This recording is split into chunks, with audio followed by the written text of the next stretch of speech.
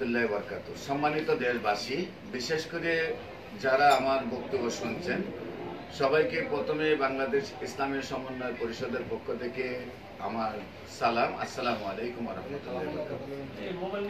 বিশেষ করে আপনারা জানেন, ইতিমধ্যে বাংলাদেশ ইসলামী সমন্বয় পরিষদ ছাত্র সংগঠন কেন্দ্রীয় কমিটি গঠন হয়েছে এবং যুব সমন্বয় বাংলাদেশ ইসলামী সমন্বয় যুব পরিষদ কেন্দ্রীয় কমিটি গঠন হয়েছে এবং বাংলাদেশ ইসলামী সমন্বয় পরিষদ গঠন হয়েছে এবং আপনারা সার্বিকভাবে সহযোগিতা করেছেন।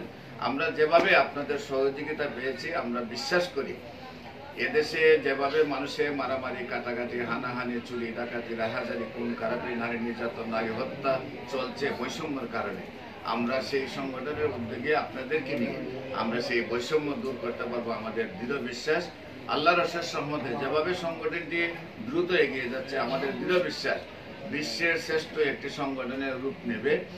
আমরা আগামী 27 তারিখ বাংলাদেশ ইসলামী সমন্বয় সাংবাদিক পরিষদ গঠন হবে।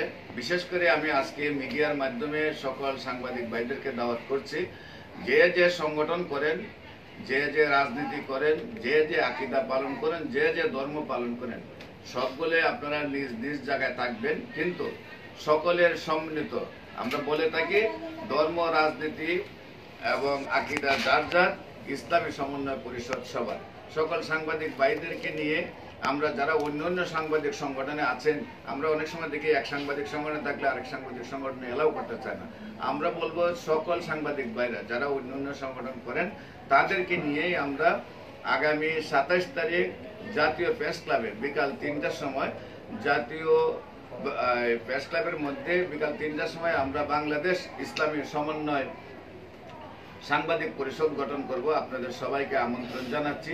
পাশাপাশি বাংলাদেশ ইসলামী সমন্বয় ছাত্র পরিষদ, বাংলা ইসলামী সমন্বয় যুব পরিষদ এবং বাংলাদেশ ইসলামী সমন্বয় পরিষদের কেন্দ্রীয় নেতৃবৃন্দকে আহ্বান জানাচ্ছি, আপনারাও উপস্থিত থাকবেন এবং আমরা দলে দলে, মিছিলে মিছিলে, স্লোগানে স্লোগানে, ফেস্টুন, ব্যানার দিয়ে, হলরে সাজিয়ে সুন্দর করে আমরা আগামী 27 তারিখ বাংলাদেশ ইসলামী সমন্বয় সাংবাদিক পরিষদ গঠন করবে ইনশাআল্লাহ।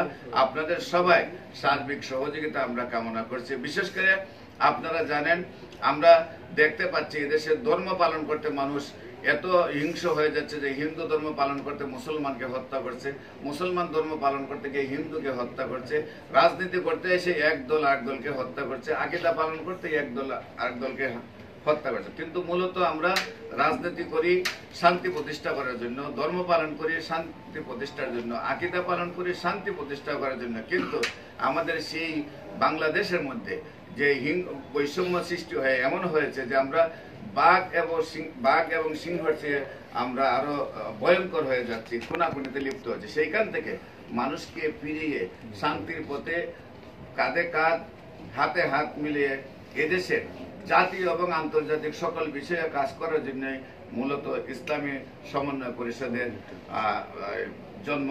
আমরা বলবো যে যে জায়গায় থাকি না কেন, আমরা যাতে কোনো আকীদা নিয়ে দ্বন্দ্ব না করি, আমরা যেন আমাদের রাজনীতি নিয়ে দ্বন্দ্ব না করি, আমাদের ধর্ম নিয়ে দ্বন্দ্ব না করি, আমরা সকলে মিলে ইসলামী সমন্বয় পরিষদের উদ্যোগে আমরা যত জাতীয় এবং আন্তর্জাতিক বিষয় আছে সেইখানে কথা বলবো। বিশেষ করে আমরা এই মুহূর্তে আমরা দাবি জানাচ্ছি বাংলাদেশ ইসলামী সমন্বয় পরিষদের পক্ষ থেকে ফারাক্কার বাঁধ এবং টিপাইবুকের বাঁধ এবং কৃষ্ণার বাঁধ থেকে নদী খনন করে যদি আমরা বঙ্গোপসাগর পর্যন্ত নিতে পারি, তাহলে ইন্ডিয়া থেকে যে পানিগুলো ছাড়া হয় সেই পানিগুলোই আমাদের জন্য নিয়ামত হয়ে যাবে। সেই পানির সাথে ভালো আসবে, মাছ আসবে, শুকনা মৌসুমে আমাদের ফসল করার ব্যবস্থা হবে। কিন্তু আমরা সবসময় দাবি রেখে আসছি যে সুষ্ঠু পানি বন্টন চাই। কিন্তু সুষ্ঠু পানি বন্টন বলতে পানি আন্তর্জাতিক আইন হলো নদী বহমান, যেদিকে পানি যায় তাকে যেতে দিতে হবে এবং তার প্রয়োজনে সে আবার পানি রাখতে পারবে। সেখানে ইন্ডিয়া যখন পানিতে ডুবে যায় তখন আমাদেরকে পানি ছেড়ে তারা সারবে, এটাই স্বাভাবিক। আবার যখন তারা আপনার এই যে ফসলের জন্য পানি আটক করে, তাদের প্রয়োজনে তারা পানি আটক করে, এটাই স্বাভাবিক। আমরা সেইখানে আমরা যে দাবি করে আসছি 50 বছর ধরে যে সুষ্ঠু পানি বন্টন চাই, সেটা আসলে কতটুকু যুক্তি নিয়ে চাচ্ছে। আমাদের সেই নদী খনন হলে আমাদের এই পানিটাই আমাদের জন্য রহমতে রূপান্তরিত হবে। আমরা ইসলামী সমন্বয় পরিষদের উদ্যোগে দাবি করছি বাংলাদেশে যেই সরকার থাকুক না কেন, যেন আমাদের সেই ফারাক্কার বাঁধ এবং টিপাইমুখী বাঁধ এবং তৃষ্ণা বাঁধ থেকে নদী খনন করে বঙ্গোপসাগর পর্যন্ত নিয়ে আসা হয়।